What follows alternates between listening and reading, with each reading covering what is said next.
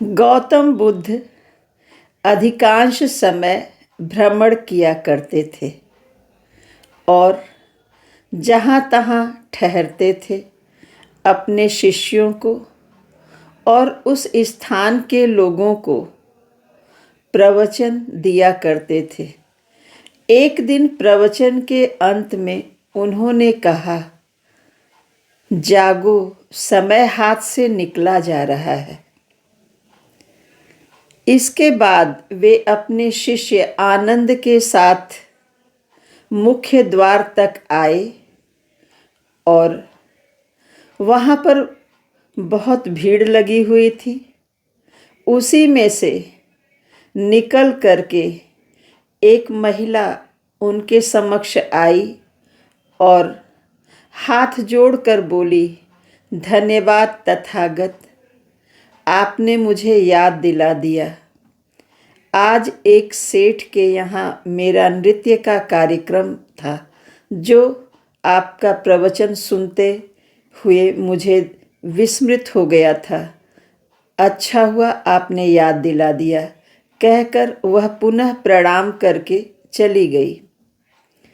उसके उपरांत एक व्यक्ति आया और उसने कहा, तथागत, आपसे तो क्या ही छिपा हुआ है। मैं एक डाकू हूँ। आज एक सेठ के यहाँ मेरा डाका डालने का प्रोग्राम था और मेरे दिमाग से ये बात निकल गई थी। अच्छा हुआ आपने याद दिला दिया, कहकर वह भी चलता बना।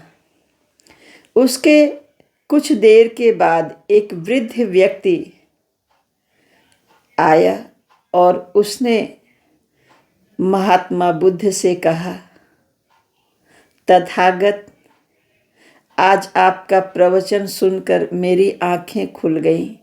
मैं पूरे जीवन धन संग्रह करने के पीछे, अपनी जिम्मेदारियों को पूरा करने के पीछे पड़ा रहा, परंतु आज मेरी आंखें खुल गईं।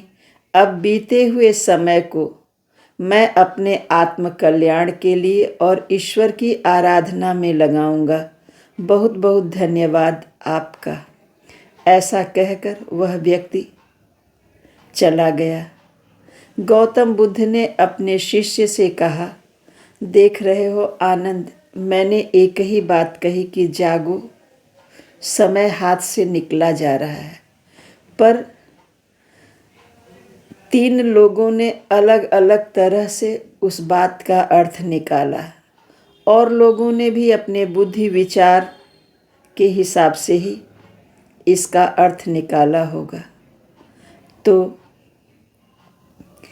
इस कथा से यह शिक्षा मिलती है कि जिसकी झोली जितनी बड़ी होती है, वह दान को उतना ही समेटता है।